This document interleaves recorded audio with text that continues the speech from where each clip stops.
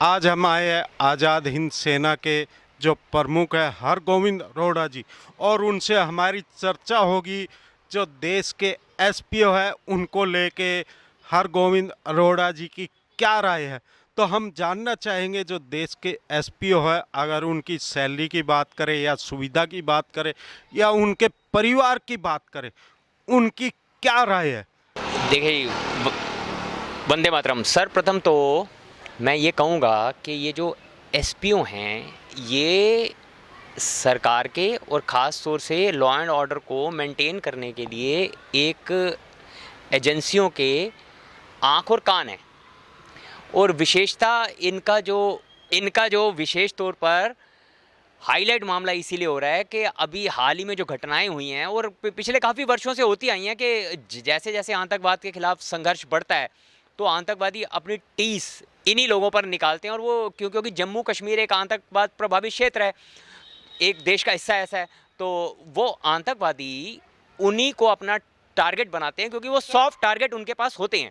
और कश्मीर की नहीं बात करेंगे हम, जितने भी राज्यों में नहीं, आप पूरे भारतवर्ष की बात कर रहे हैं, मैं आपकी बात से सहमत हूं, लेकिन जम्मू कश्मीर को हाईलाइट यहाँ इसीलिए किया जा रहा है क्योंकि एसपीओ अधिकतर जिनकी हत्याएं हो रही हैं वो जम्मू और कश्मीर में हो रही हैं।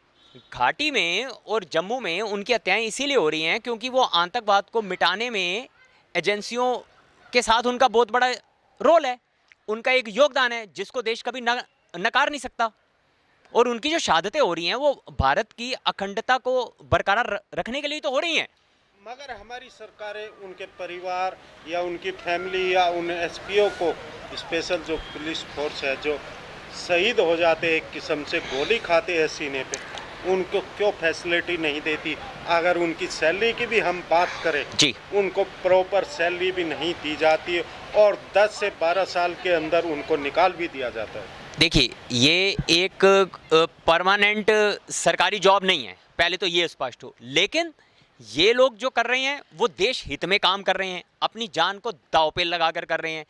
तो इसमें सैलरी नहीं, एक वो सम्मान राशि इतनी सम्मानजनक होनी चाहिए कि वो इस महंगाई के दौर में अपना वर्तमान में गुजर बसर कर सके। नंबर 2, जब वो देश के लिए शहीद हो जाते हैं, किसी आतंकवादी की गोली का शिकार हो जाते हैं, तो उनके बच्चे शिक्षा और चिकित्सा से वंचित ना रहें, भूख से ना मरें और उनके परिवार में दरिद्रता ना हो, उनका परिवार सिक्योर और सुरक्षित हो, ये तय करना सरकार की जिम्मेवारी है क्योंकि वो काम देश के लिए कर रहे हैं। वो अपने किसी व्यक्तिगत, उनकी ना तो किसी आतंकवादी से मेरे ख्याल से रंजिश होगी ना कुछ होगा, वो भारत की अखंडता को बरकरार रखने के लिए और देश के हित में जो काम कर रहे हैं। और यदि वो देश के हित का काम करते हुए शहीद होते हैं तो उनके परिवार उनको शहादत देते हुए तनिक भी ये दिल में वो नहीं होना चाहिए कि हमारा परिवार का कल को क्या होगा। परिवार का पूरा संभालने का दायित्व तो केंद्र की सरकार का है।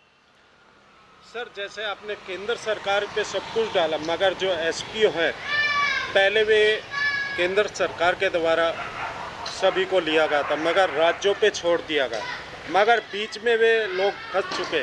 और जो शहीद की बात है कि उनके परिवार को सब सुविधा दी जानी चाहिए। जो आपकी संस्था है जी, आज़ाद हिंद सेना की, अगर हम जी, वो कैसे, जो हमारी सरकार है वो कैसे जागरूक करे, कैसे उनके परिवार को वो फैसिलिटी दिवाए, पढ़ाई की बात हो या उनके परिवार चलाने की बात हो, जो एसपीओ शहीद हो जाते, कहाँ तक जाएगी आपकी एनजीओ।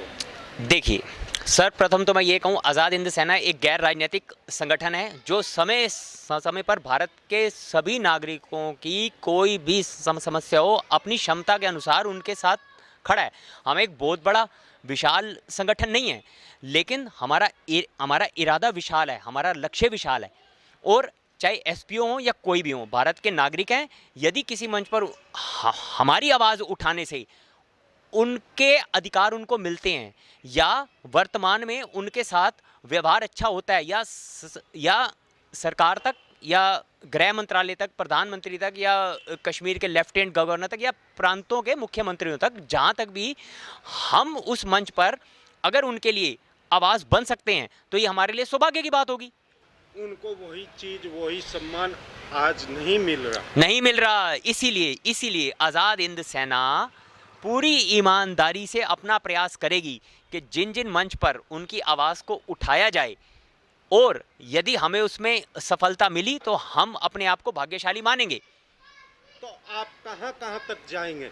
देखिए जी, संघर्ष है, वो लोग सब एक मंच पर आएं, एक साथ आएं, तभी उनकी आवाज़ सुनी जाएगी। एक उंगली कोई भी मोड़ सकता है, ये मुट्ठी बनती है तो इसमें ताकत आती है। तो ये हमारे एसपीओ को सोचना है कि पहले वो मुट्ठी बनाएं तो उसका प्रहार और उनकी आवाज़ कहाँ तक जाएगी, और ये मुट्ठी इंकलाब की निशानी है। अगर वे एसपीओ आपसे कांटेक्ट करना चाहे, आप उनकी आवाज़ अपनी संस्था के द्वारा आगे बढ़ाना चाहे, क्या उसमें कोई चार्ज रखेंगे या फिर अपनी संस्था के द्वारा ऐसे ही उनकी हेल्प करेंगे? देखिए, आज़ाद हिंद सेना एक ऐसा संगठन है जो ना तो किसी से धन लेता है और ना वो धन दे। हमारे यहाँ मेंबरशिप का भी कोई धन नहीं है, निःशुल्क है सभी। क्योंकि आप देश की सेवा करते हैं या आप देश के किसी नागरिक की मदद करते हैं, उसके लिए धन की आवश्यकता नहीं, उसके लिए इरादे की आवश्यकता होती है, और वो ईमानदारी से होना चाहिए, तभी आप अपने लक्ष्य को हासिल कर सकेंगे। ठीक है, धन मन की बात की जाए, मगर कहाँ तक क्या क्या आप करेंगे, मैं ये जानना चाहता हूं। देखिए, हम अपनी क्षमता के अनुसार जहाँ तक भी हो सकेगा उनकी आवाज़ में उनके साथ हैं, कंधे से कंधा मिलाकर साथ हैं, और यदि उनके लक्ष्य तक पहुँचने में हम, जैसे भगवान राम के पुल में गिलहरी का भी मात्र योगदान था, यदि उतना भी हमारा होता है तो हम अपने आप को भाग्यशाली समझेंगे। जैसे कि अभी आपने सुना होगा, हमारे साथ हरगोविंद अरोड़ा जी या आज़ाद हिंद सेना के अध्यक्ष भी है। उन्होंने कहा कि जो हमारे देश के एसपी हैं, उनकी जो भी कार्रवाई होगी फ्री कार्रवाई ये करेंगे, और इन्होंने कहा कि सभी एसपीओ अगर एकजुट हो जाए तो इस कार्रवाई को और भी ज़्यादा तेज़ किया जा सकता है, हर जगह आवाज़ पहुंचाई जा सकती है। प्रधानमंत्री जी हो, रक्षा मंत्री जी हो या कोई भी हो, हर जगह इस आवाज़ को बुलंद किया जा सकता है। तो मैं सभी एसपीओ से कहूँगा कि अगर आप लोग अपना या अपने परिवार के लिए जो भी कुछ हेल्प चाहते हैं तो हरगोविंद अरोड़ा जी से भी एक बार कांटेक्ट कर सकते हैं, और ये आपकी लड़ाई निःशुल्क लड़ेंगे। इनको कोई पैसों से या किसी चीज़ से कोई लेना देना नहीं है। ये जो संस्था है ये बिल्कुल फ्री लड़ाई लड़ेगी। जहाँ भी इनको जाना होगा हर जगह अपनी संस्था के द्वारा लेटर लगाए जाएंगे। आज़ाद तोमर की रिपोर्ट, हर खबर। Like, share and comment. To subscribe this channel, please press the bell icon.